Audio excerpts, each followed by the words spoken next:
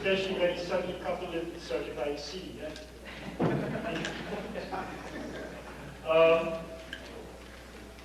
I will now ask my friend Webster Tarpley to read two messages that we received for the conference.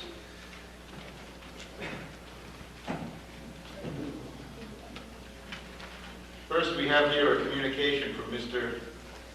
H. Davis Wall, who is president of Local 7430 of the United Steelworkers of America.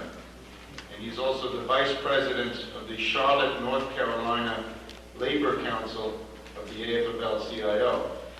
So he sends greetings to our conference, and he says, among other things, talks about the leadership of the organized labor movement in the United States. He says, the leadership of labor has foolishly adopted the propagandistic notion that cheap foreign labor and government subsidies abroad are to blame for our industrial decline and growing underemployment and unemployment. Here again, such labor leaders are swallowing what is being spoon-fed to them and refusing to look at the facts and institutions that determine the situation. The time has long since come for the leadership of labor to reject the axiomatic assumption that global economic trends are beyond our control or concern and must simply be adapted to as best we can. The realization must be made and acted upon that industrial management's abrogation of its responsibility, not only to maintain, but to continually improve industrial productivity and technology, has by default placed that responsibility upon labor. So Mr. Wall goes on to say, labor must adopt the policies for practice that encourage industry and government to embark upon programs of technological innovation and industrial redevelopment. In short, those programs outlined by Mr. LaRouche in his recent message to labor on the occasion of the Teamsters returning to the AFL-CIO. He concludes saying, if labor fails to take the necessary steps, they will be just as deserving as government and management for the overflowing wrath and anger of the rank-and-file membership, and these labor leaders will no doubt share the same fate. No matter how deserving leadership may be of the fate that nature now has in store for them, it is up to those of us who have retained our sanity to see that such fate not be meted out to the common workers whose only fault is in having been victimized by a leadership that is more concerned with preserving its place in a dying order rather than bettering the human condition. For without them, neither industry, labor, nor our nations can hope to survive. So Mr. Wall sends his greetings, his prayers and hopes that are with us and our shared goals and aspirations. So that's on Mr. H. Davis Wall of Raleigh, North Carolina. Now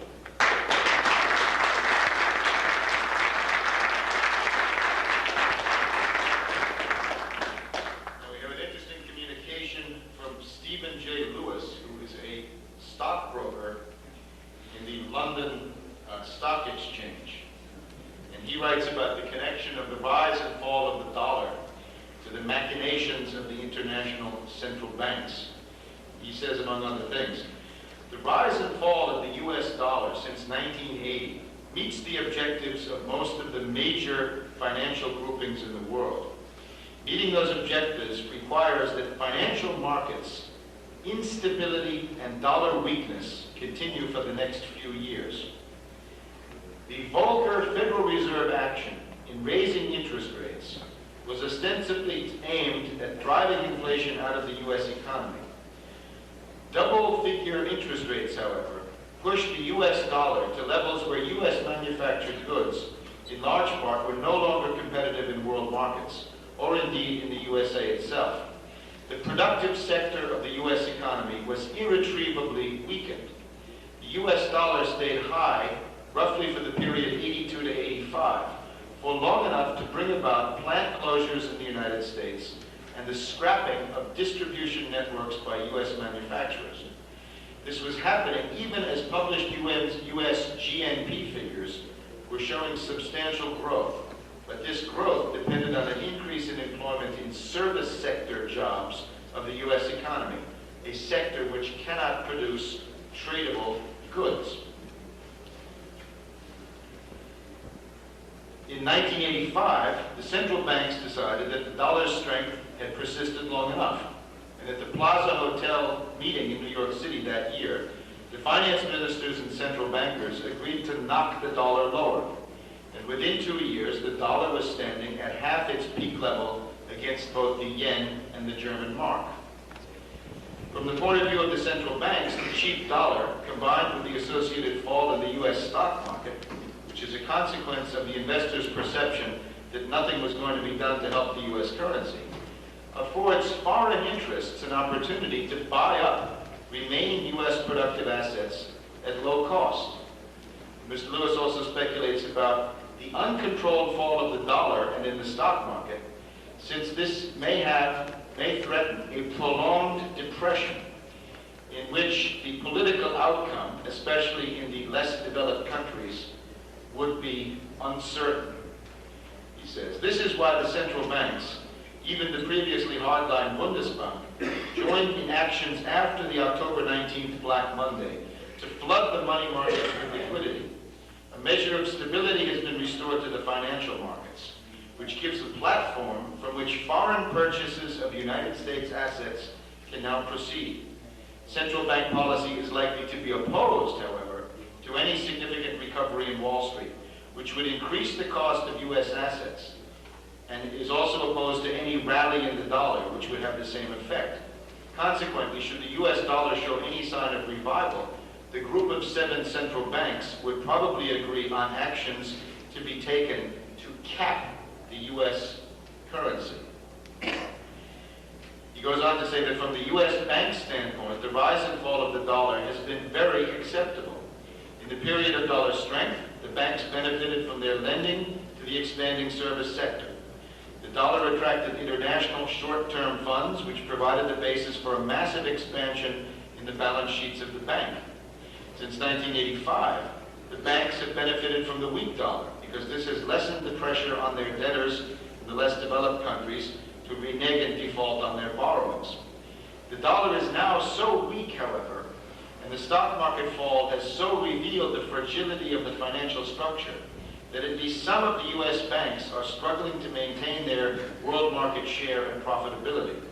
There is, in this situation, a strong likelihood that the community of interest between the central banks, on the one hand, and the U.S. commercial banking interests, on the other, will break down. And in that event, the gyrations of financial values will be inimical to solving the basic economic problems. Mr. Lewis concludes by saying that the basic economic problems are that the industrial sector is eroding through the lack of adequate investment in productive assets. Rapidly fluctuating financial markets will not fulfill the function of allocating capital in a rational way to productive investment. Reform of the world monetary system and of the financial structure is therefore, he concludes, a precondition for the resumption of industrial growth. So that was a message sent to us by Mr. Stephen Lewis, stockbroker of London.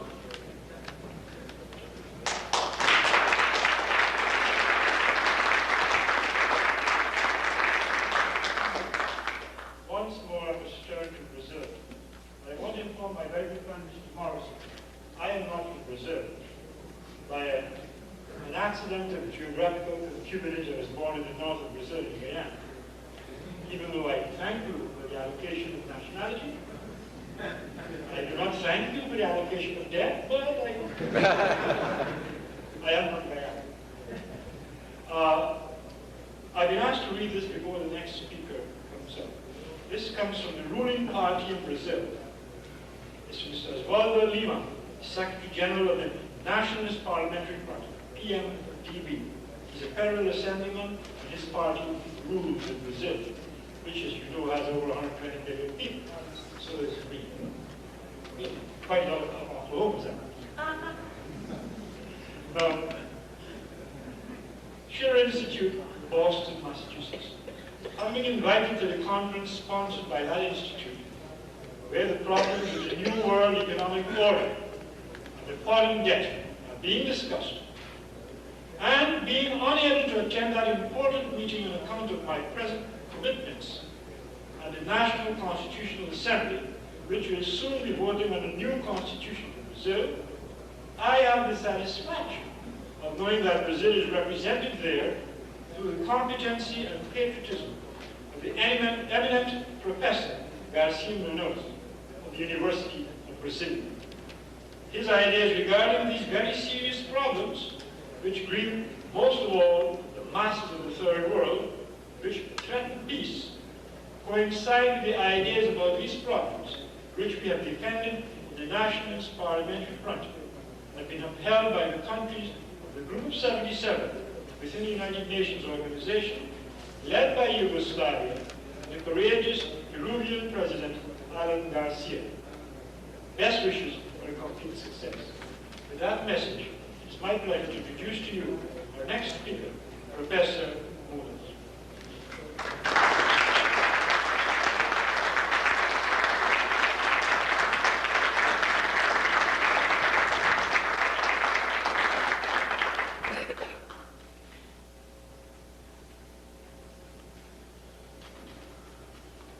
Señor Presidente, señor Arruse, señores congresistas, yo estoy aquí representando al diputado Osvaldo Lima Filho, del Partido del Movimiento Democrático Brasiliano. Yo soy de la Universidad de Brasilia y tengo trabajado a lo largo del tiempo con los miembros del partido que han luchado durante mucho tiempo para apear la dictadura militar de Brasil. El diputado Osvaldo Lima Filho fue uno de los batalladores, como el diputado Irajá Rodríguez, que me han antecedido. Yo gustaría decir que nosotros estamos reunidos para hablar sobre la cuestión de la nueva orden mundial, de la nueva orden económica. Cuando analizamos las cuestiones sobre lo individualmente izquierdo del tercer mundo, nosotros llegamos a la conclusión de que la Banca Internacional, las instituciones como el Fondo Monetario Internacional, el comportamiento de gobiernos de países avanzados, viene provocando una verdadera desorden económica internacional, una desorganización completa, especialmente de los países deudores. El caso brasileño muestra muy bien que no hay una voluntad política por parte de los creadores de encontrar una solución para la cuestión de la deuda. Vean ustedes, el caso de Brasil es un caso en que los creadores no corren ningún riesgo de perder su dinero, porque la deuda es una deuda de empresas del gobierno o de empresas privadas, y de empresas que están muy en buena situación, de empresas que se quitan los intereses y se quitan lo principal de la deuda. Pero ¿cómo podemos nosotros hacer la transferencia de los intereses en moneda fuerte o del principal de la deuda? Si nosotros no podemos imprimir dólares, nosotros no podríamos quitar la deuda y los intereses si hubiera comercio, condiciones para el comercio. Entonces, las empresas tienen condiciones de pagar los intereses y le ponen los intereses y los precios de las mercancías. Y la población paga los intereses. El proceso que el diputado Irajá ha dicho que pone una dificultad muy grande a la población, especialmente a la población obrera. Mas, si nosotros precisamos, para hacer la conversibilidad de comercio, o que se debería esperar de los países creadores es que ocurriese un apoyamiento al aumento de las producciones, para que nosotros pudiésemos tener mercancías para exportaciones. Nosotros esperamos que países como el Brasil, que tienen una producción muy diversificada, encontrasen apoyo para nuevas inversiones, para producir bienes para el comercio. En este caso, los países creadores estarían al menos tentando una solución para el endeudamiento. Pero ¿qué ocurre en verdad? En verdad, la hipótesis que plantea la acción de los países creadores, de la Banca Internacional, del Fondo Monetario Internacional y del Banco Mundial, es de que nosotros no tenemos capacidad productiva, de que países como Brasil y otros están en un régimen de pleno empleo. También parte de la hipótesis de que nosotros tenemos la dificultad debido a un exceso de consumo interno. La población tiene un nivel de bienestar muy elevado y que por eso nosotros tenemos dificultad para pagar la deuda. ¿Y qué se hace entonces? La política que viene recomendada por el Fondo Monetario Internacional, mucho más que recomendada, impuesta por el Fondo Monetario Internacional, con apoyo de la banca y apoyo de los países creadores, de países centrales, en el sentido de que se críe artificialmente excedentes para exportaciones. Nosotros podemos producir más, mas no, el camino es crear excedentes artificiales. ¿Y cómo se hace? Elevando los intereses del banco internamente, elevando los presupuestos, reduciendo los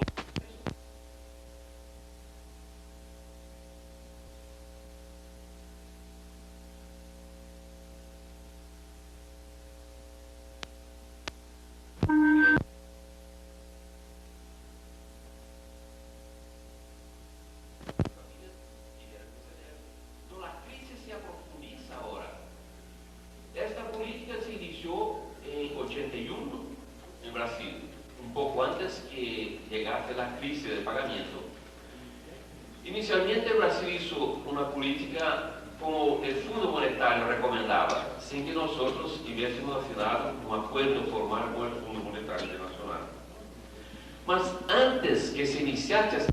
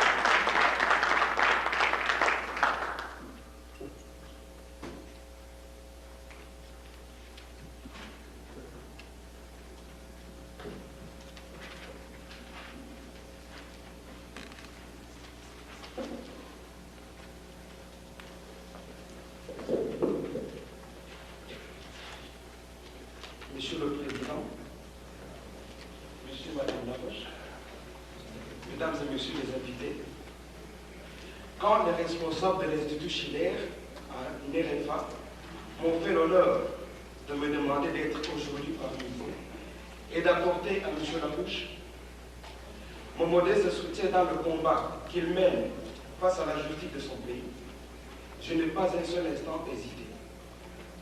Je pensais en effet que c'était là une occasion d'éclairer une attitude et une foi qui nous sont communes. Certes, il n'est pas aisé de trouver des mots qui conviennent pour définir ce que j'ai appris de fondamental à travers des thèmes développés et courageusement défendus par M. Laroche de l'Institut Schiller. Mais, dans la mesure où la communication requiert le support des mots, je me suis hasardé dans une tentative de définition qui ne tient qu'à deux mots, c'est-à-dire un radicalisme humaniste. Mais que faut-il entendre par là? Et que lui accorde le qualificatif humaniste? Je dirais volontiers que Ce radicalisme, d'abord, ne consiste pas à isoler une certaine catégorie d'idées, mais il sous-entend plutôt une attitude particulière, une approche, mais avant toute réflexion, ce radicalisme conduit à adopter une devise que j'ai nommée en latin omnibus dubitantium. Car il faut à partir d'un moment donné tout mettre en doute, et en particulier tous les concepts idéologiques qui sont si bien ancrés dans l'opinion publique et qui malheureusement sont en train de se transformer en action avec toute la caution du bon sens que les rend sans arrêt. Mais il ne s'agit pas de ce doute synonyme de maladie d'esprit qui ne sait parvenir à aucune décision ou conviction. Il s'agit en effet de cette possibilité toujours présente de soumettre à la critique les postulats établis, sanctifiés par le sens commun, la logique ou ce qu'on peut appeler l'ordre naturel des choses. Cette remise en question radicale n'est possible que dans la mesure où l'on ne tient pas pour évidentes les idées ou concepts reçus. M. Larouche et l'Institut Schiller, il est vrai, nous demandent d'élargir le champ de notre vision tout en nous efforçant de cerner les influences conscientes ou inconscientes qui s'exercent sur notre propre réflexion. C'est de cette façon que ce doute pourrait à la fois faire dévoiler et découvrir. Il faut, comme dans les contes, s'apercevoir que l'empereur est nu et que ses vêtements, si splendides, ne sont tissés que par l'illusion. En effet, ce doute planté en nous entend remettre en question. De ce fait, il ne peut être considéré comme un processus négatif. Rien de plus aisé que d'opposer à une réalité son contraire. Ce doute, en effet, radical, demeure, il est vrai, dialectique, car il s'appuie sur le développement harmonieux des contraires, c'est-à-dire il vise une synthèse qui, à la fois, nie et affirme. Il est, à mon sens, l'instrument de libération de la pensée et des systèmes, esclaves encore de leurs idoles. Il permet en effet un élargissement du champ de la conscience, une vision plus imaginative et créative de nos possibilités de choix. Bien de travailler à vide, cette réflexion radicale part de l'essentiel, c'est-à-dire de l'homme en tant qu'un point de départ et point d'arrivée. Mais dire l'essentiel c'est l'homme ne doit pas conduire à prendre cette affirmation dans son sens positiviste ou descriptif. Il ne faut pas considérer l'homme comme une chose, mais un devenir, car il a des possibilités de s'accomplir, de s'affirmer, de bénéficier d'un équilibre plus grand, d'un amour plus intense, d'une conscience universelle plus ouverte. Nous entendons aussi parler de l'homme comme d'un être que l'on peut corrompre, dont le pouvoir qu'il a d'agir peut se pervertir en goût de pouvoir de nuire ou d'agir sur autrui. De même que son amour de la vie peut se changer en soif perverse de destruction. Ce radicalisme, il est vrai, humaniste, est une remise en question que guide à la fois la perception des forces profondes de la nature humaine et le souci de la croissance et de l'épanouissement de l'homme. Contrairement à la pensée positive contemporaine, ce radicalisme n'est pas objectif. Si l'on croit que l'objectivité consiste à échafauder des théories sans faire appel à un idéal passionné qui fortifie la pensée et l'incite à aller de l'avant. Nous parlons d'objectivité Et nous entendons par là que chaque étape de la réflexion se fonde sur des preuves soigneusement soumises à la critique. Et que, surtout, l'on s'attache à l'examen des prémices du sens commun. Ce qui, encore une fois, veut dire que ce radicalisme humaniste interroge toute idée, toute institution, tout système politique, économique, culturel, scientifique, etc., afin de savoir s'ils servent ou font obstacle à cette attitude de l'homme de chercher à vivre dans la plénitude et dans la joie. Il serait très long, en effet, de me soumettre à l'examen de tous les exemples que cette sorte de prémisse de sens commun que le radicalisme humaniste met en question.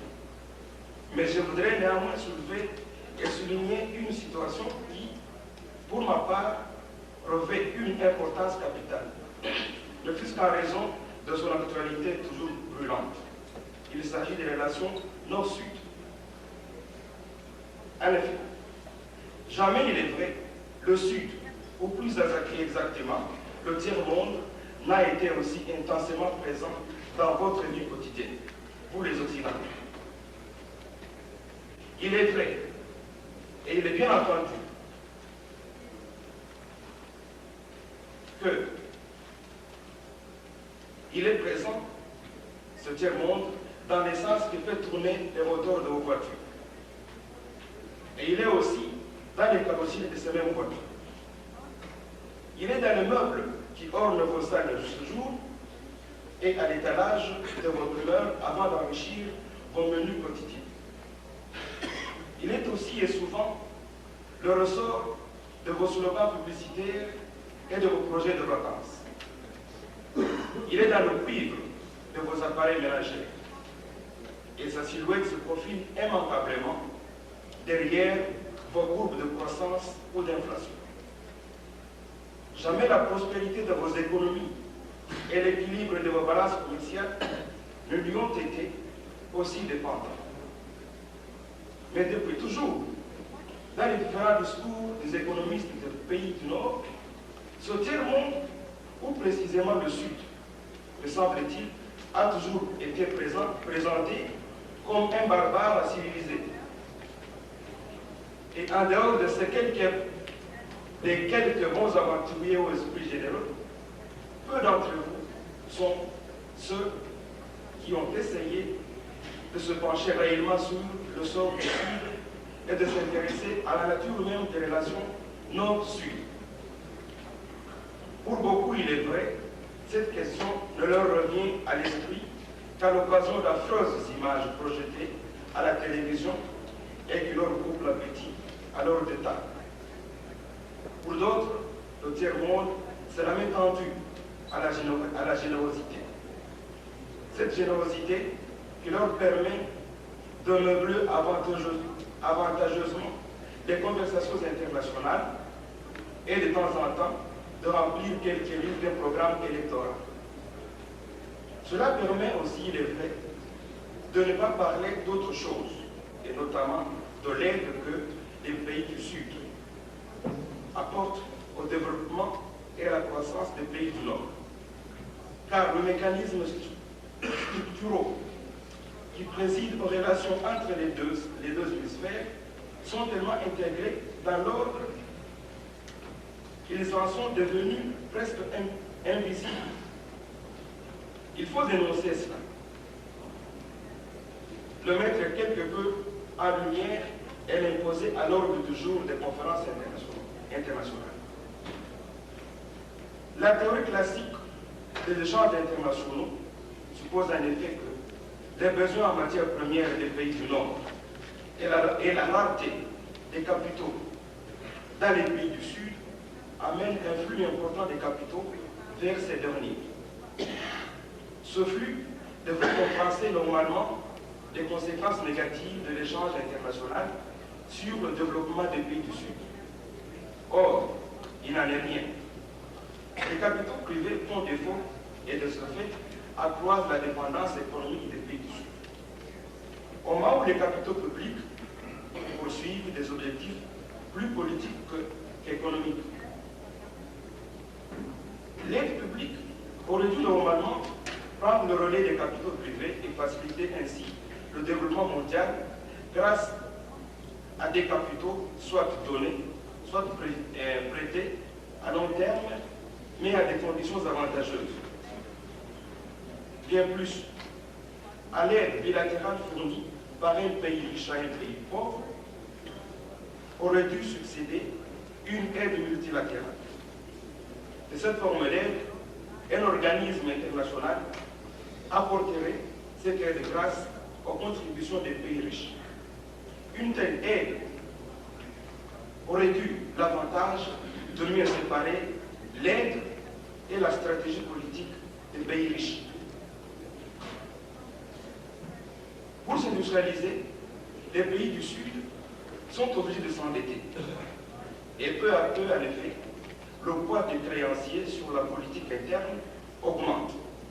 Certes, les créanciers sont eux-mêmes aussi de plus en plus liés à leurs débiteurs.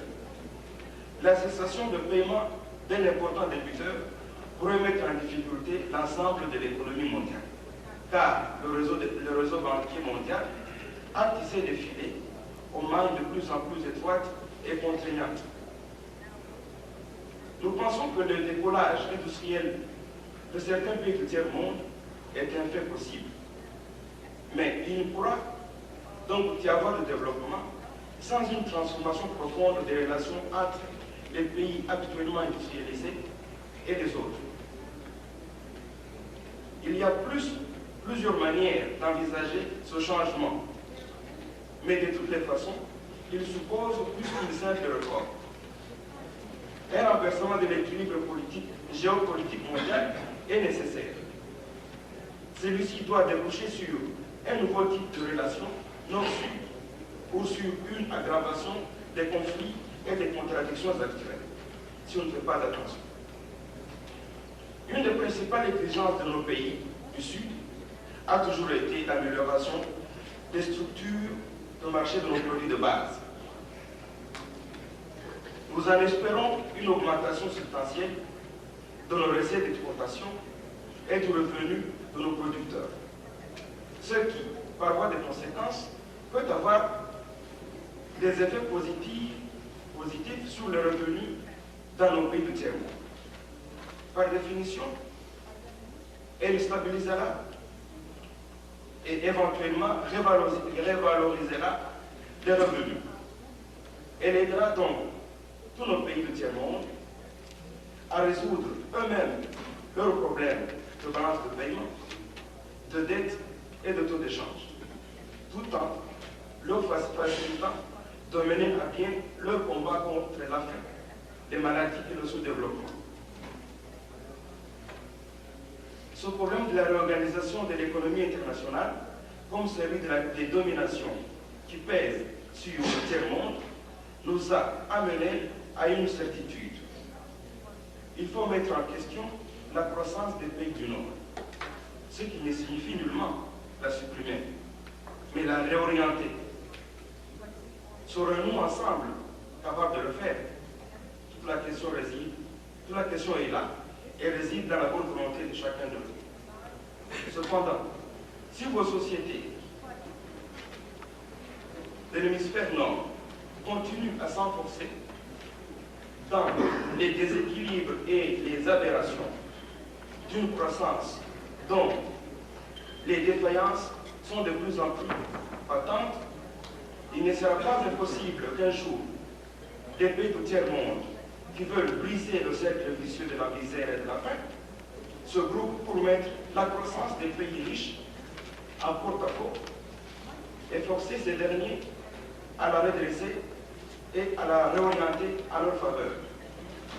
Sinon, leur développement, le nôtre, se retrouvera à jamais compromis ou bien risquera de n'être qu'un solitaire et antagoniste, au lieu de devenir solidaire. Sans cela, le monde se prépare à de nouveaux et graves affrontements. Parallèlement à cela, si les responsables des pays développés ne perçoivent pas les exigences de la situation actuelle, on assistera sans doute à l'intérieur de notre propre pays à des phénomènes de dégradation sociale et politique capables de bloquer complètement le mécanisme déjà complexe de notre société industrielle. Votre responsabilité, monsieur, madame, est immense. Vous devez aider les économies faibles et les civilisations à devenir solidaires. Témoigner que l'efficacité économique peut rejoindre et renforcer le respect des autres et garantir leur dignité. C'est pourquoi je vous appelle à découvrir ensemble ce que nous devons faire pour mettre la puissance de l'homme au service de l'humanité, de la dignité et de la joie de chacun d'entre les peuples du monde. C'est à vivre l'avenir que nous sommes conviés. Unissons-nous dans la joie pour soutenir et célébrer cette prise de conscience dont M. Larouche, ici présent, se veut le porte-parole. Je vous en remercie.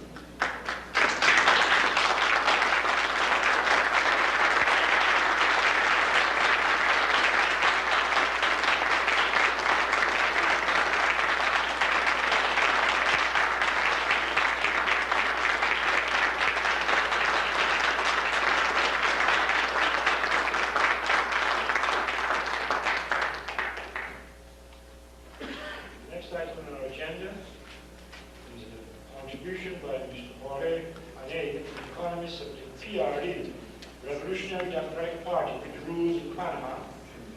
He will speak on the importance of the New World Economic Order for Panama. Mr. Aney.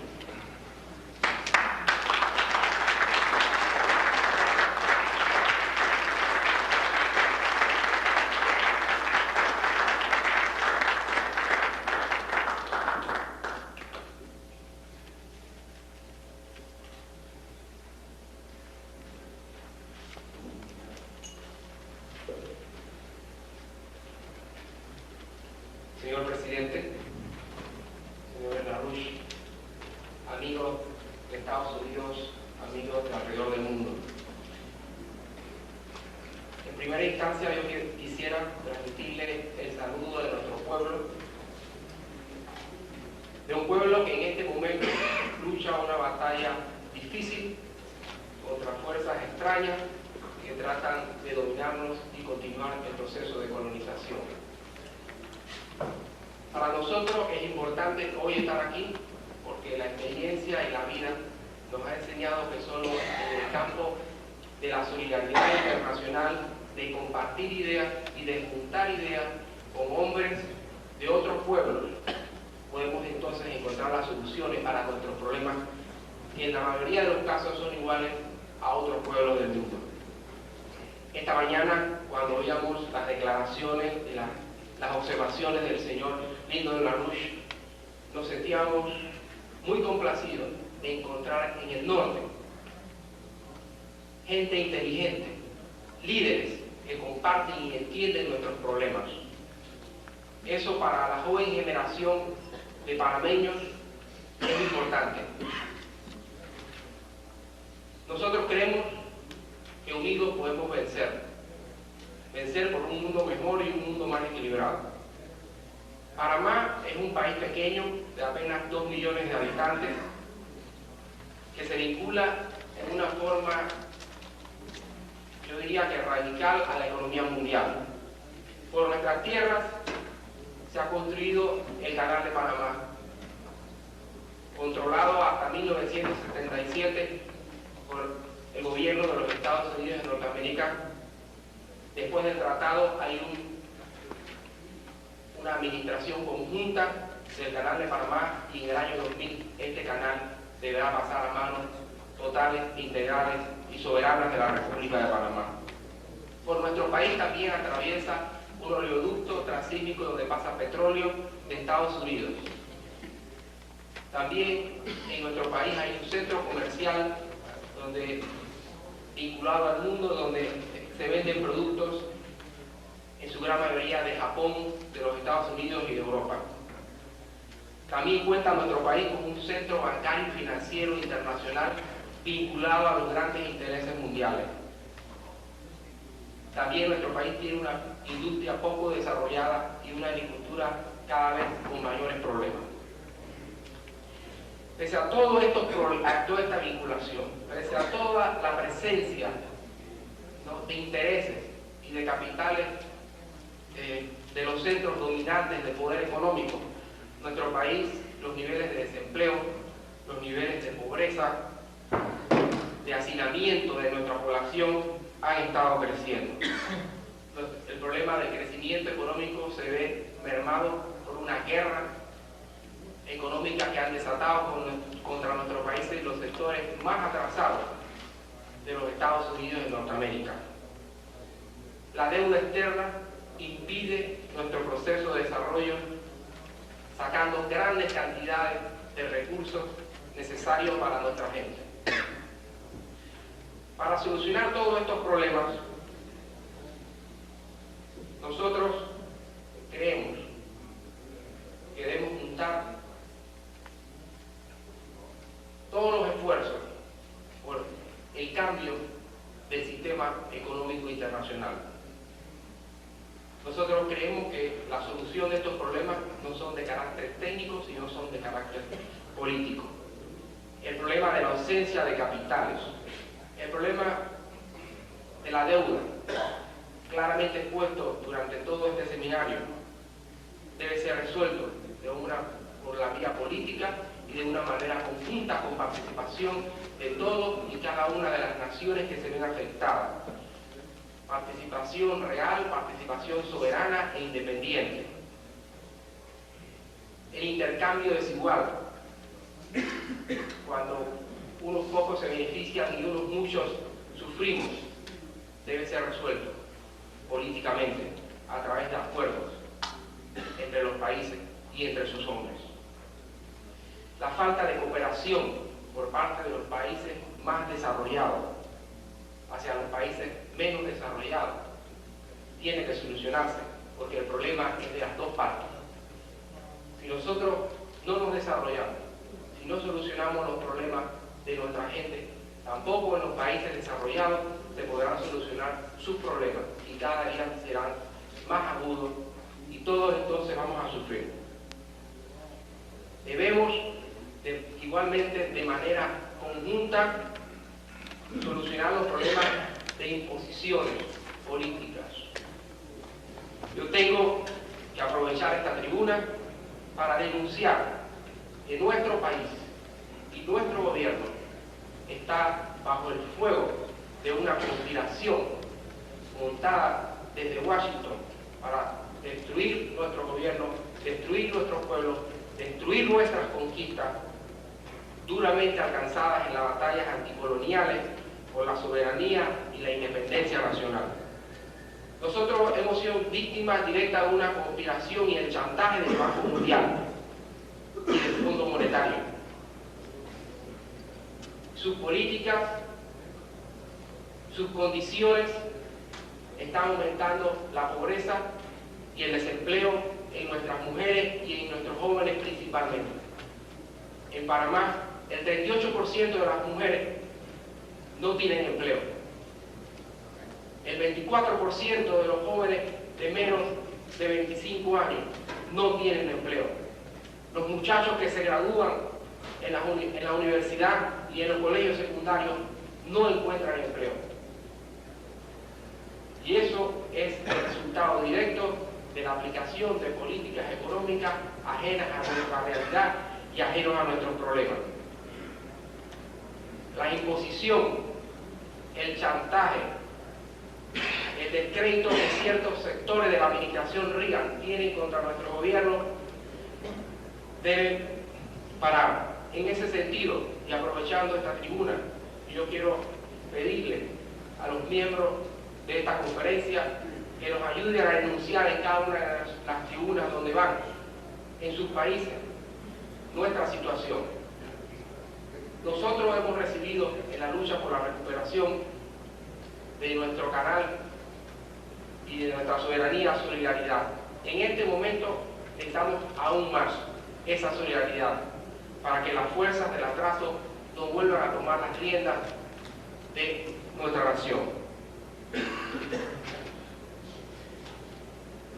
Nosotros hemos sido claros en nuestras relaciones internacionales.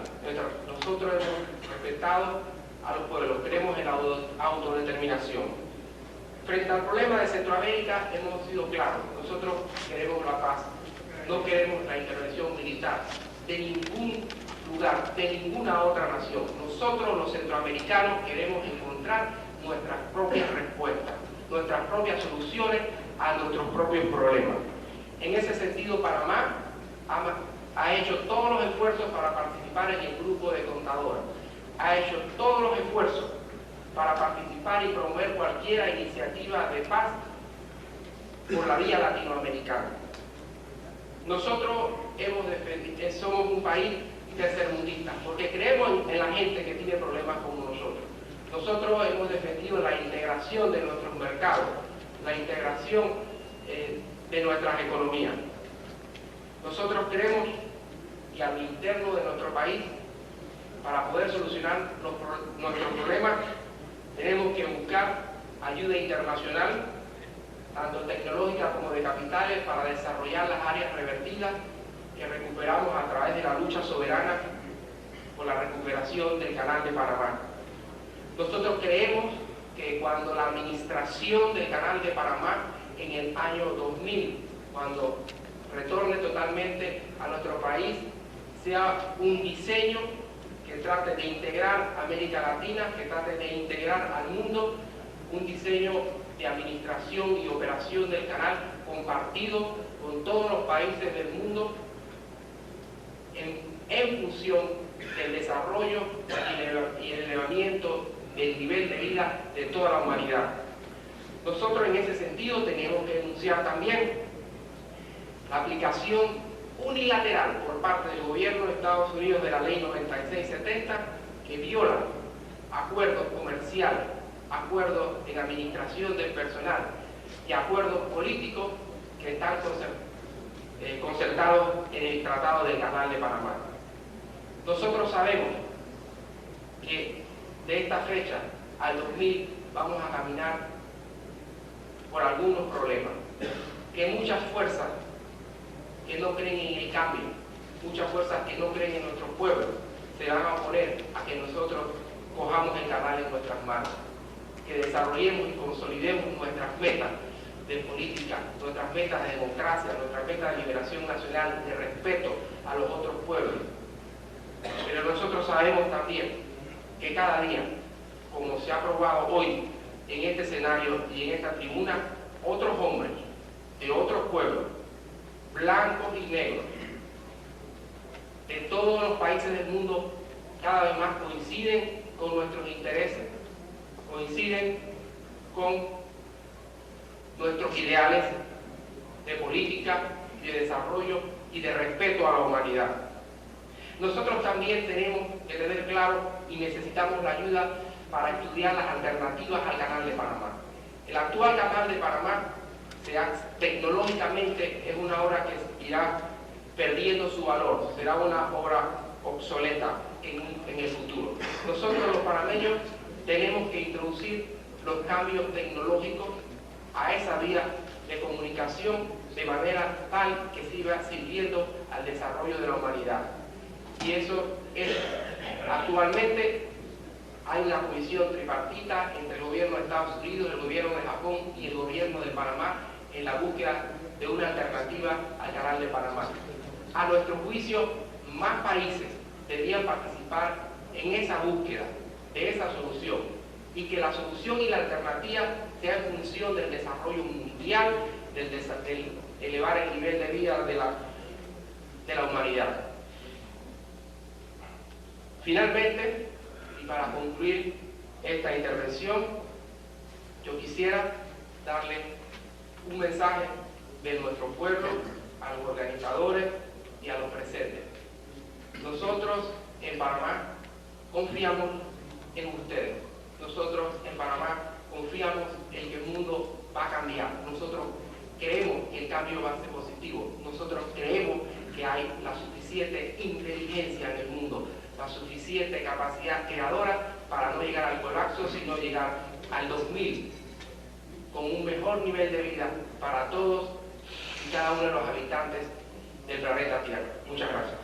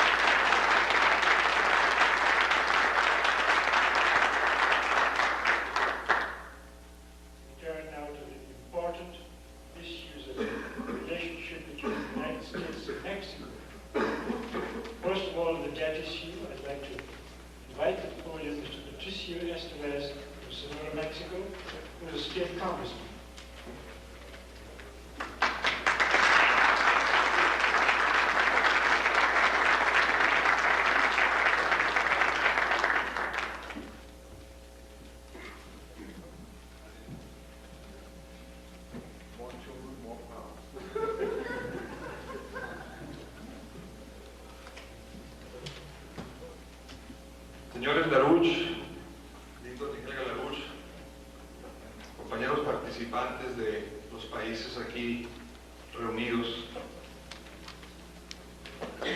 quiero desarrollar algunas ideas básicas sobre un esfuerzo nuevo que se está dando en México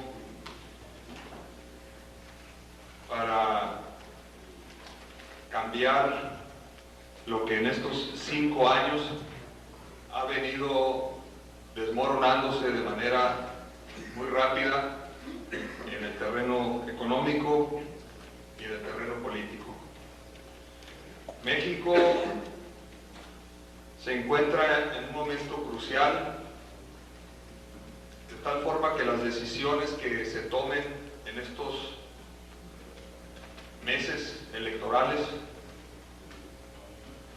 habrán de cambiar el rumbo del país o podrán producir una regresión histórica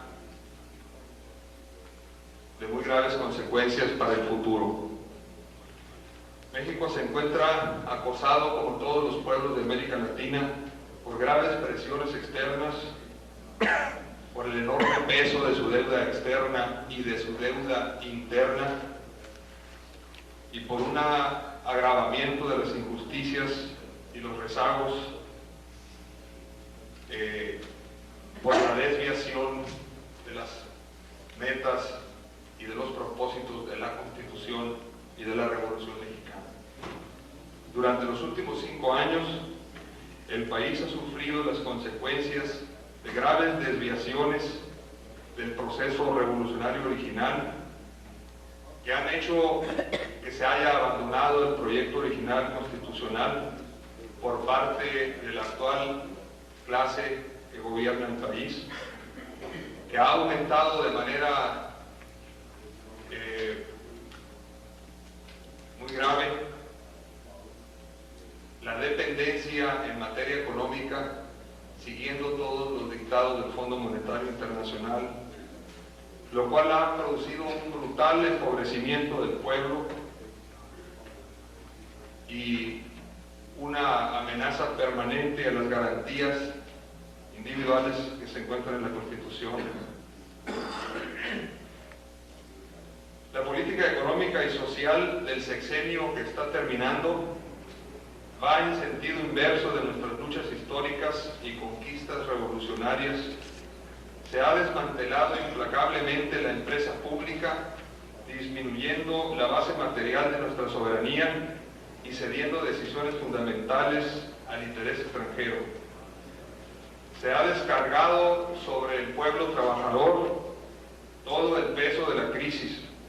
Se ha fomentado la desnacionalización del aparato productivo y se ha reducido, junto con el mercado interno, el consumo de los mexicanos, el consumo interno, así como sus expectativas de una vida decorosa. La acción del gobierno ha sido en su conjunto regresiva y ha interrumpido el proceso de integración republicano y federal.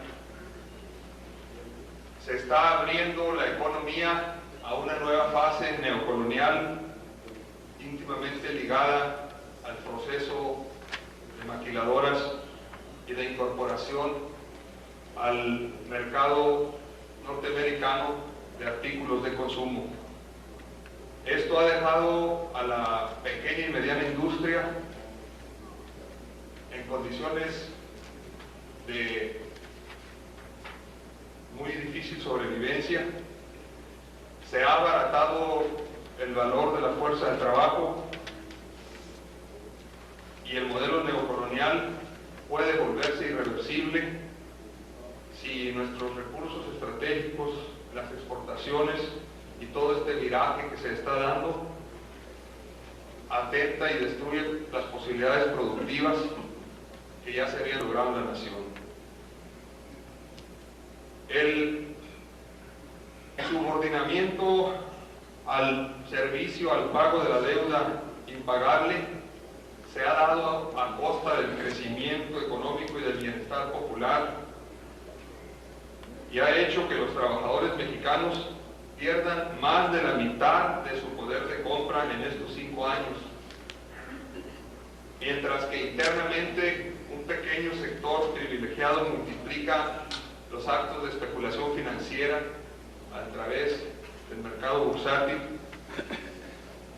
y combinando con la continua sangría y hemorragia de la fuga de capitales, a tal grado que el día de ayer el director de Banamex, el señor Solana, hace un angustioso llamado a la comunidad privada nacional y da la cifra de que en el exterior, en los bancos extranjeros, principalmente Estados Unidos, Canadá y algunos en Suiza, pero la mayor parte en Estados Unidos, se encuentran 40,000 millones de dólares depositados por ciudadanos o empresas mexicanas.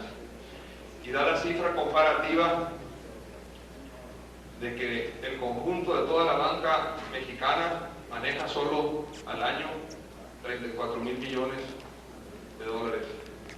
O sea que es mayor la cantidad de dinero que existe fuera del país que la que se maneja internamente y de la que disponen los bancos dentro de la circulación interna.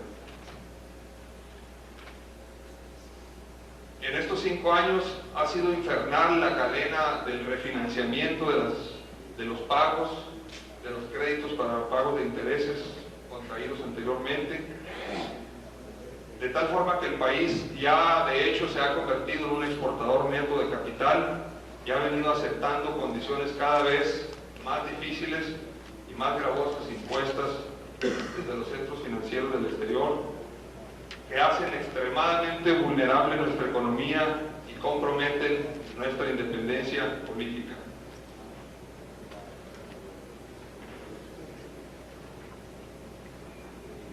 Se está dando en México, ante esta situación, un fenómeno nuevo de unidad de fuerzas republicanas y nacionalistas, anticoloniales, antiimperiales,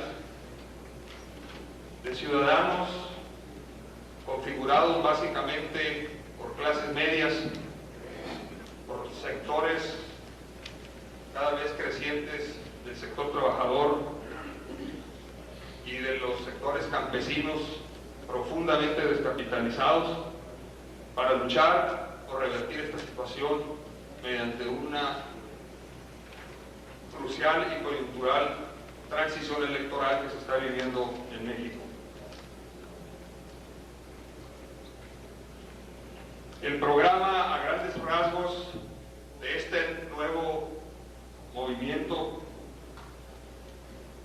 busca, en primer lugar, hacer posible, dentro de lo que la Constitución y las leyes establecen, el pleno respeto a la soberanía popular expresada en el voto. Se plantearán reformas a las leyes electorales y políticas que hagan posible la verdadera efectividad del sufragio en estas condiciones. En el terreno económico se plantea la urgente necesidad de frenar a como dé lugar el rápido empobrecimiento de la mayoría de la población, mediante una política económica de emergencia que ponga un alto efectivo a la inflación, promoviendo de manera urgente la elevación del nivel del consumo interno, promoviendo el empleo a través de la reorientación del crédito productivo y de el desestímulo a las actividades especulativas. Es urgente aumentar la oferta de productos básicos que cada día disminuyen más en cuanto a la oferta de México. Que se disminuya la tasa de interés que ya sobrepasa los 3 dígitos, que se detenga la elevación de los precios a todos los artículos de consumo y a los insumos para la agricultura y la industria, y se ponga un tope al deslizamiento del peso, con el fin de sustituir la actual actividad especulativa que domina por una productiva generadora de riqueza socialmente útil.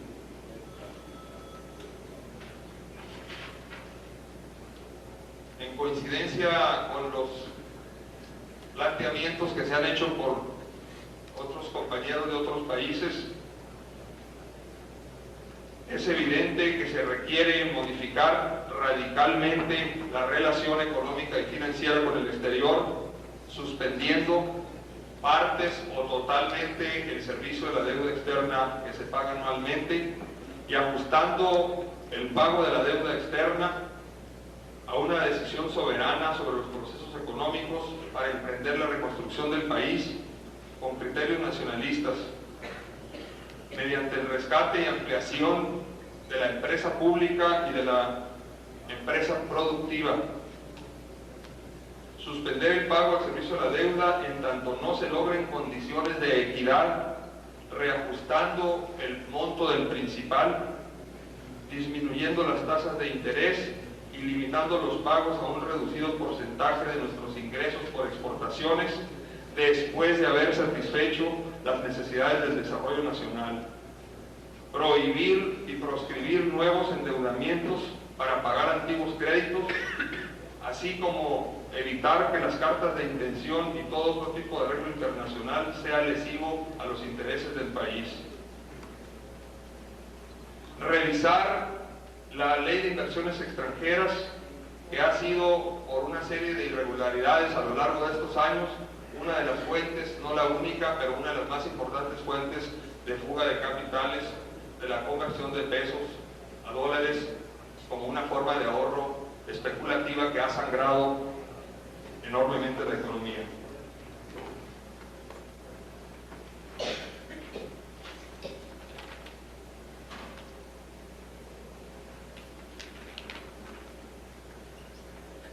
El programa de reconstrucción económica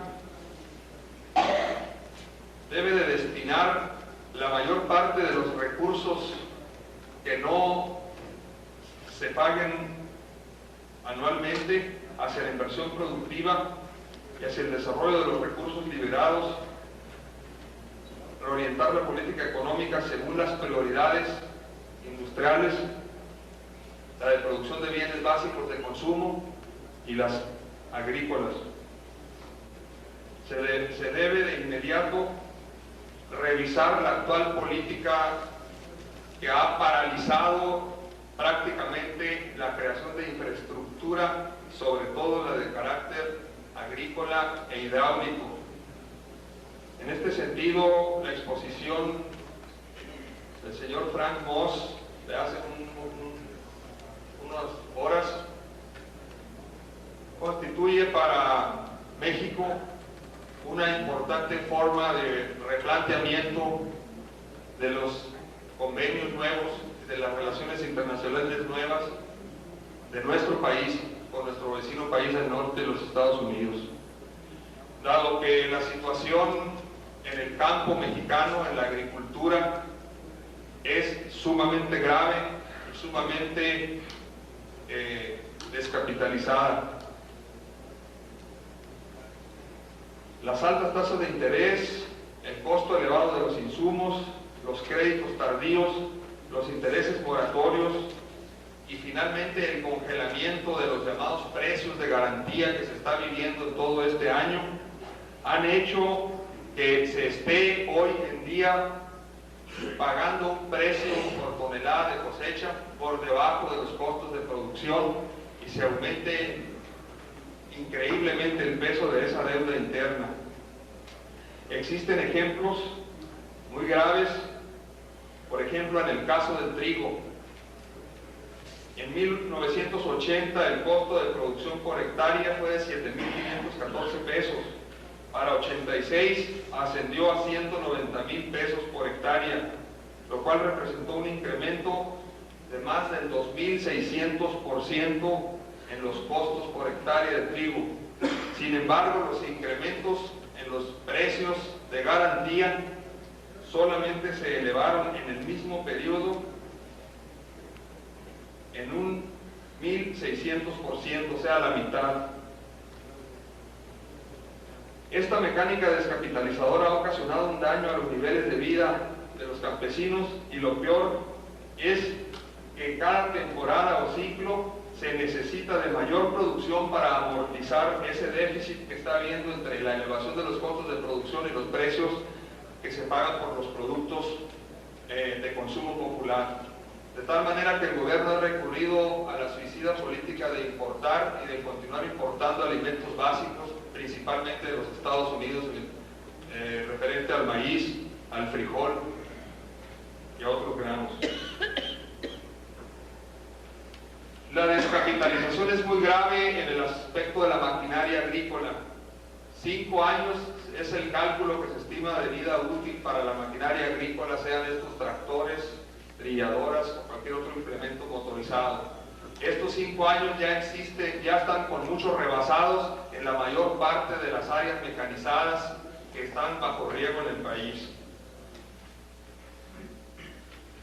Tenemos ejemplos como el de la trilladora, que en el 82 el valor de ella fue de 2 millones de pesos y en 1986 esta misma trilladora costó 60 millones de pesos, lo cual significa que si en el 80 con 300 toneladas de trigo se pagaba la trilladora, hoy en día se requieren más de 1.000 toneladas del mismo trigo para poder comprar esa trilladora. Ante este panorama, y como una consecuencia de las medidas económicas planteadas en torno a la reorganización económica interna derivada de la suspensión de pagos y de la reorientación del crédito, el estímulo crediticio a la producción en México debe de ser una prioridad urgente dentro de la creación de las obras de infraestructura que están suspendidas desde hace muchos años. Concretamente me refiero a la apertura de nuevas áreas de riego mediante la construcción de presas, de canales que transfieran el agua que en nuestro país existe en abundancia, pero no se captura en sistemas hidráulicos. Más del 90% de las aguas de los ríos se sigue desperdiciando en el mar y no produce nada productivo en los campos agrícolas.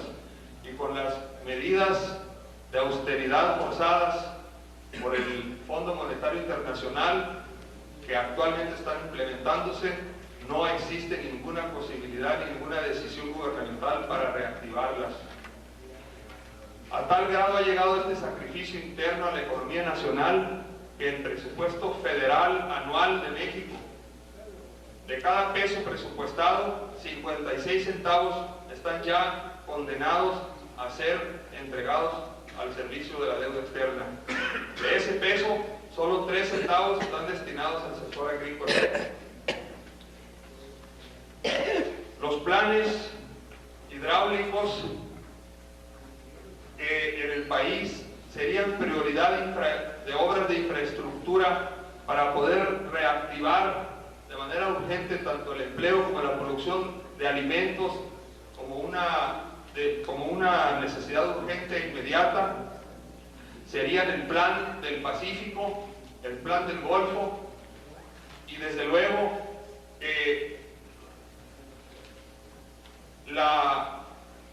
el convenio que tendría que tomarse entre los Estados Unidos bajo nuevas bases más justas y equitativas con nuestro país en ese proyecto tan extraordinario como lo es el Nahuapa o el plan hidráulico de Canadá, México, Estados Unidos, que hoy en día puede ser y debe de seguir siendo una de las principales formas de alianza real entre los dos países, México y los Estados Unidos, de tal forma que quienes en el momento presente, tanto en México como en Estados Unidos, podamos llevar a cabo esa alianza, habremos de darle continuidad histórica a la alianza que hace un siglo llevaron a cabo el señor presidente Benito Juárez y el presidente Abraham Lincoln cuando estaban amenazadas por los imperios ambas repúblicas durante el siglo pasado. Muchas gracias.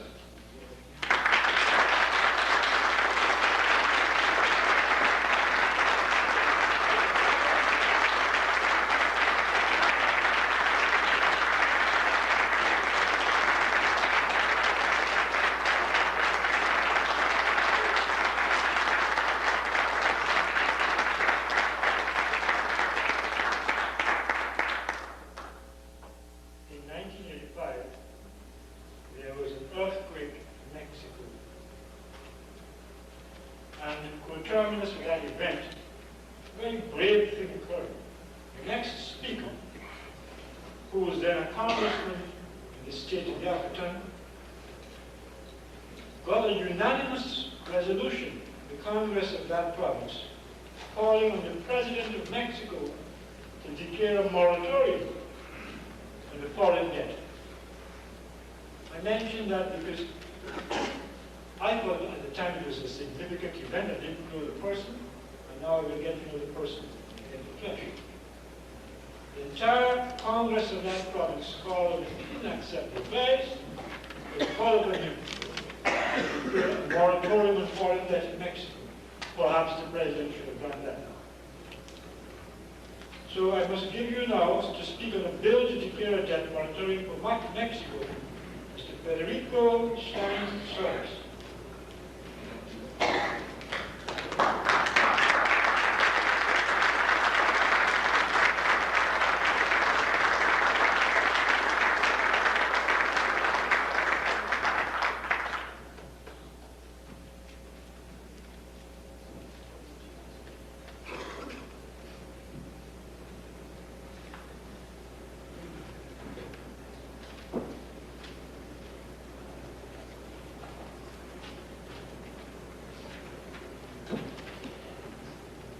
Señor presidente del Instituto Siles, honorables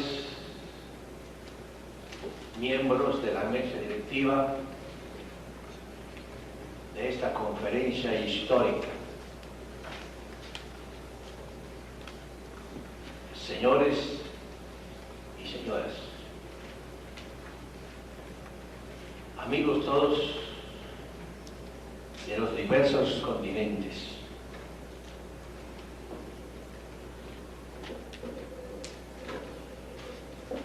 soy abogado en el estado de Yucatán,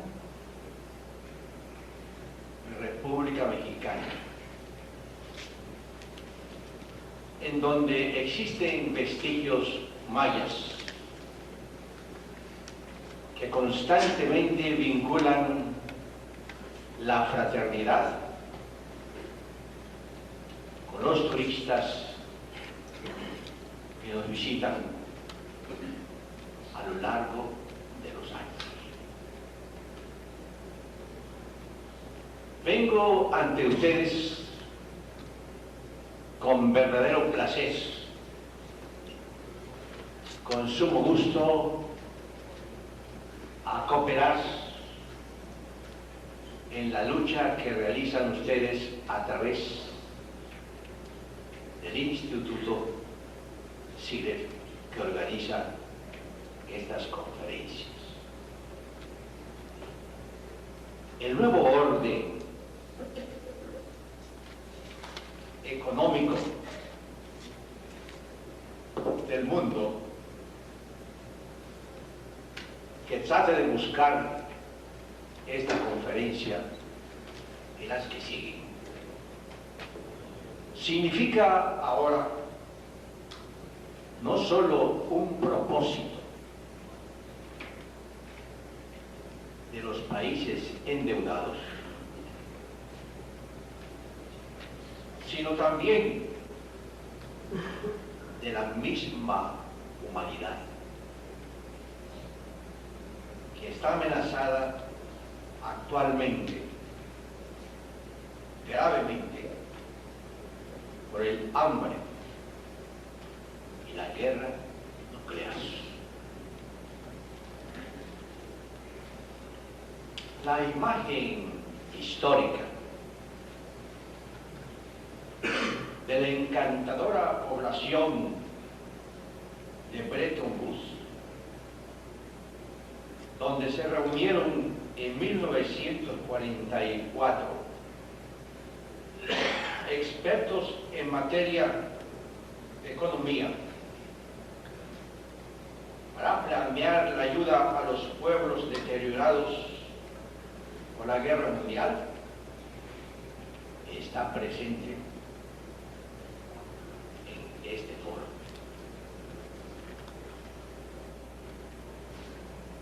Está presente en este escenario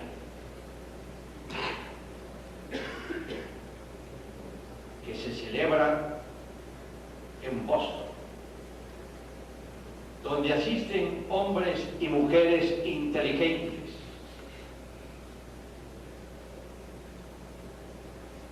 para establecer las bases del nuevo orden económico del mundo. Muy relevante que esto ocurra en las principales ciudades de la Nueva Inglaterra, que es la raíz histórica, cultural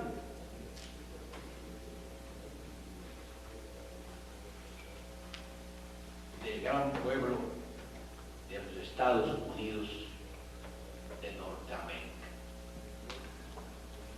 Porque en esta región llegaron los primeros colonizadores con la bandera de la libertad.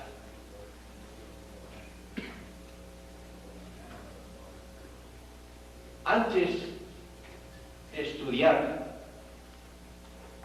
el problema relativo al pago de la deuda externa de los países de Iberoamérica,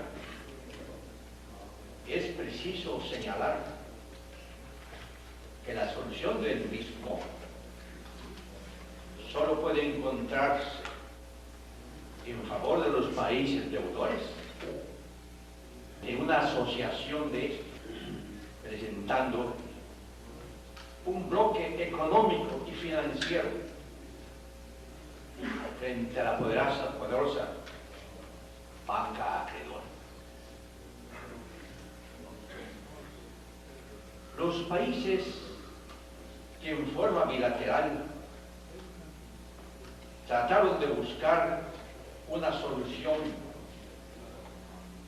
sin el apoyo de los demás, solo obtuvieron resultados negativos, lesivos a su economía, porque mediante renegociaciones que les impusieron con altísimas tasas de interés y el pago de intereses sobre intereses vencidos, se vieron obligados a firmar transacciones aceptando en casi todas ellas adeudos equivalentes al doble de las cantidades reales que debían. Para dar una idea de esas injusticias, voy a proporcionar globalmente datos numéricos que se refieren al incremento de la deuda de los pueblos iberoamericanos, datos que ha reunido el mismo Instituto CIES. En 1977, la deuda externa de esas naciones representaban solamente la suma de 123.000 millones de dólares, cantidad que triplicó el adeudo de 1973, que únicamente representaba 40.000 millones de dólares, y que con las injustas renegociaciones en los últimos años, el total del adeudo rebasó con amplio margen los 360.000 millones de dólares. Ante esa difícil situación que agobia a los países deudores, se impone la necesidad de integrarlos dentro de un nuevo orden económico con base en la unidad latinoamericana y en la creación de un mercado común que permita la conservación de los valores reales de los productos que concurran a ese mercado, que pronto sería, en ese supuesto, de gran importancia por la diversidad de sus productos. La unidad continental no es simplemente un ideal, sino también un propósito bien definido. Esto desde principios del siglo pasado, cuando nuestros pueblos alcanzaron su independencia. Entonces, sus dirigentes pensaron en la conjugación, en la realización de una patria grande, con base, desde luego, en las raíces históricas, lingüísticas y culturales que nos unen. Y teniendo presente la continuidad geográfica del territorio de América que integran su nacionalidad, con fronteras que serían el óbvio simples demarcaciones territoriales que servirían solamente para identificar a las familias del gran pueblo iberoamericano.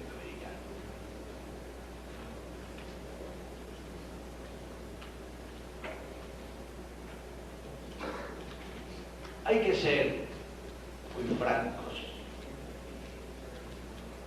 Los intereses de la deuda Iberoamérica son impagables, son incobrables. porque los recursos económicos y financieros de nuestros países no les permite, aún con los mayores sacrificios y privaciones, pagar el importe de sus enormes deudas. Y lo único que podrían conseguir, es decir, la banca internacional, sería la desestabilización social de los endeudados, con un resultado funesto, no solo para nosotros, sino también para los países industrializados, y que acabaría así con la gallina de los huevos de oro, pero al mismo tiempo los posibles estallidos sociales repercutirían directamente en la vida y la estabilidad de los países ricos. Porque estos no podrían sobrevivir sin la existencia de los países subdesarrollados, que son la fuente y son la savia que nutre sus grandes estructuras.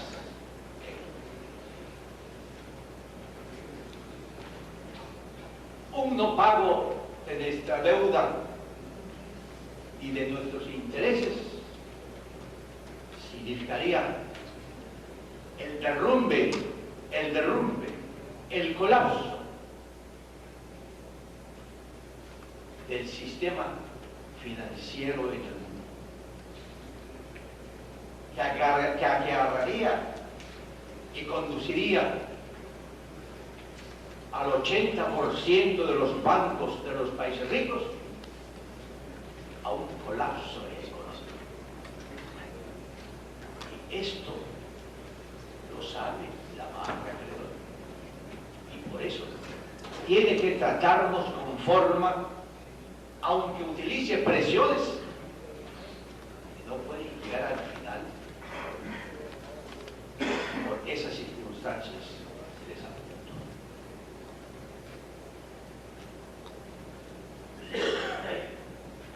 Un análisis sereno del problema conduce a plantear una de las medidas necesarias para la sobrevivencia económica de los deudores, que consiste en la negociación de nuevos créditos con dinero fresco.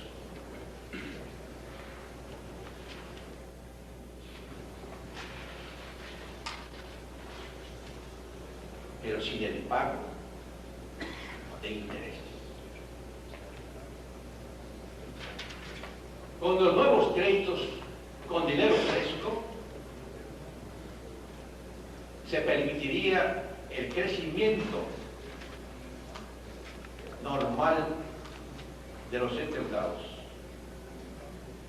pagando estos créditos con porcentajes derivados de sus exportaciones, repitiendo sin intereses de ninguna naturaleza y a largo plazo. Esta opción es la única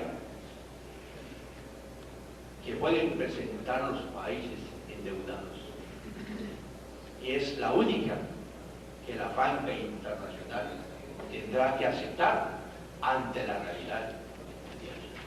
Por eso debemos ser firmes y presentar nuestros puntos de vista con suma energía, con verdadera entereza.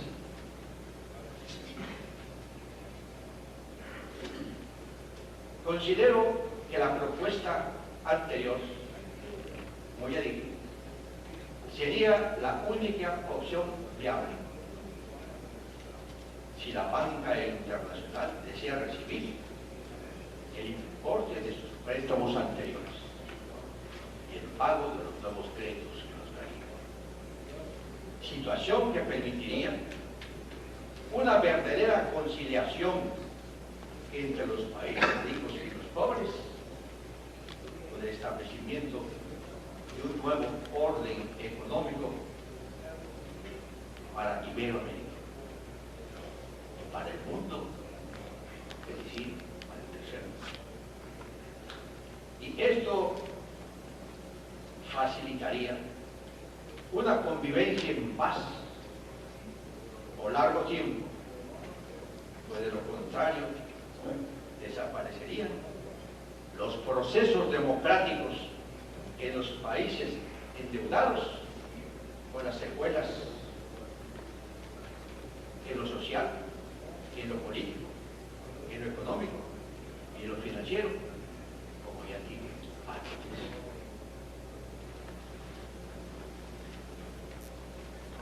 La recomendación del Fondo Monetario Internacional,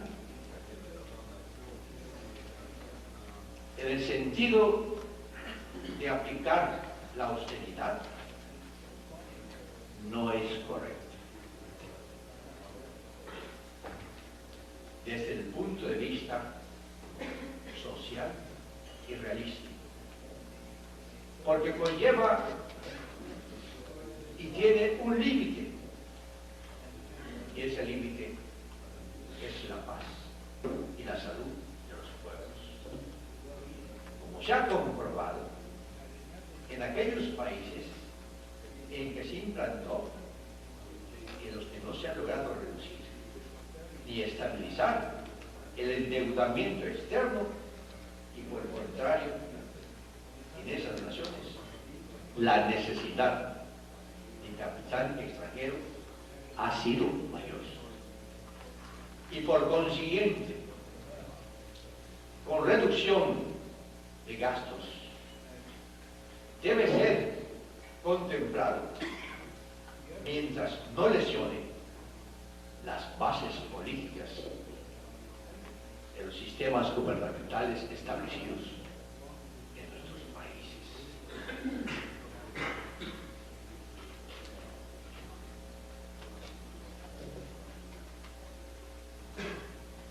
Con alguna razón se afirma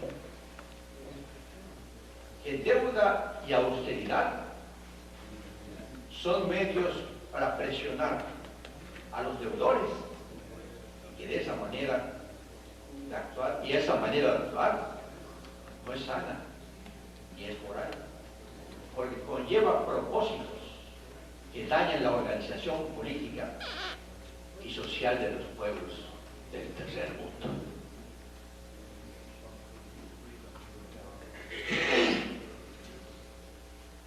Con la finalidad de que el gran pueblo de los Estados Unidos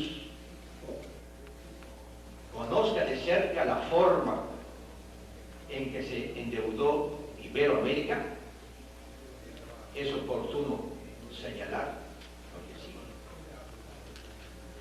La carga adicional directa de capital e intereses capitalizados, debido a tasas de intereses más altas que las de 1977. El efecto del deterioro de los términos comerciales, la fuga de capitales estimada, el interés que se paga por nuevas deudas que resultan de los dos últimos años. La táctica de la banca credora ha sido conducir a los endeudados aceptando renegociaciones con la condición de tasas altísimas, con 2 o 3 veces más que los intereses anteriores.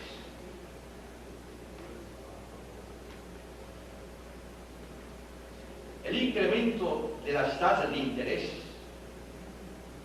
que comenzó en 1978 y continuó en 1979, fue fatal para las economías de las naciones deudoras, aún por las que teniendo un superávit en sus exportaciones, como en el caso del Brasil, no pudiendo hacer frente a esas tasas, lo que originó una acumulación de la deuda con el total enorme de intereses, a tal grado que en 1987 el adeudo de Iberoamérica, con sus enormes tasas de interés, resultó ya impagable, dando lugar a reuniones de carácter internacional, sin que ninguna de ellas se encontrara una solución al problema, porque Iberoamérica y los países del tercer mundo no pudieron presentar un bloque sólido con decisiones claras y firmes.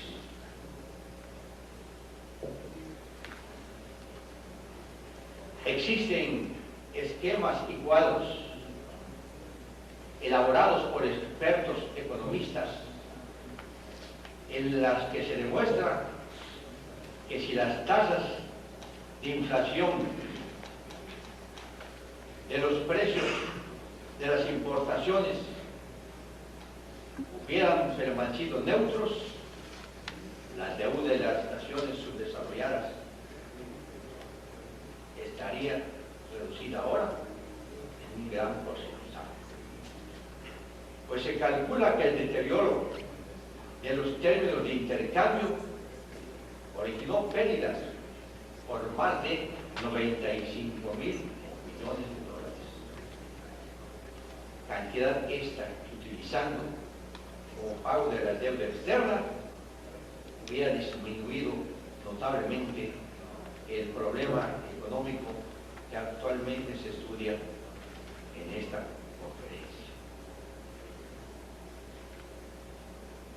Como lógica consecuencia, los niveles de vida de los países latinoamericanos han bajado ostensiblemente ante las medidas de austeridad impuestas por el Fondo Monetario Internacional, que han repercutido también en los salarios reales, en la baja de poder de compra y en la producción de bienes de consumo verdadero.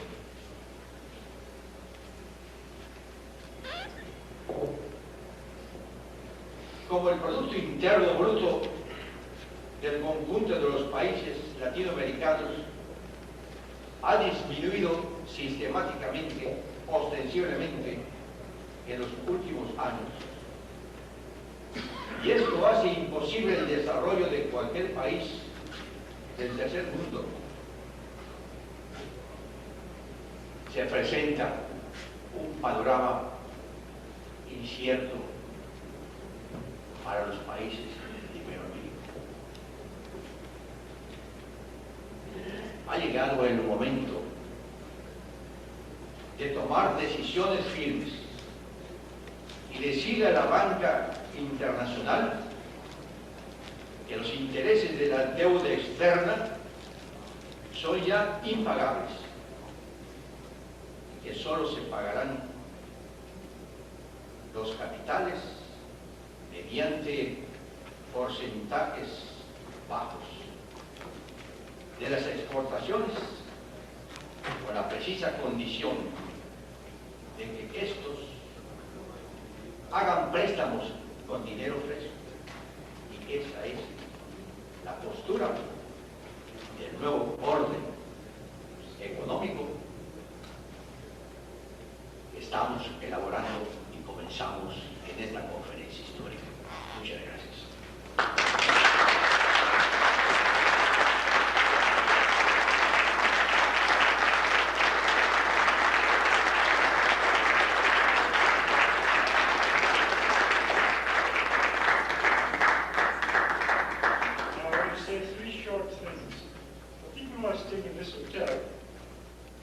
be served in salons A, B, and C, Apple, Bat and Cat, at 8 p.m.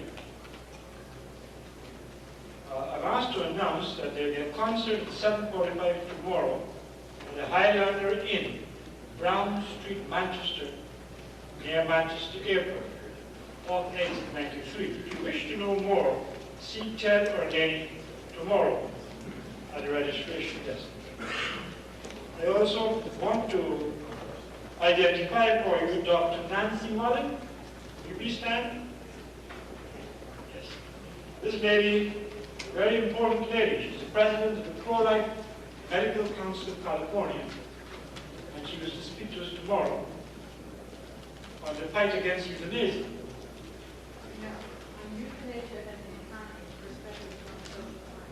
Yeah. Shall we truncate it? I'm told that you can't be here tomorrow, so I thought I'd better identify. We have to close now because time presses. Hotel management is at my back. I'm always hearing brilliant chariots hurrying near us and remarkable set. So I want to identify you, to ask you whether you'd be so kind as to leave a paper with us, and to thank you for coming, and to encourage you, exhort you to continue good work. Those of us who believe in the importance of the life of a single individual.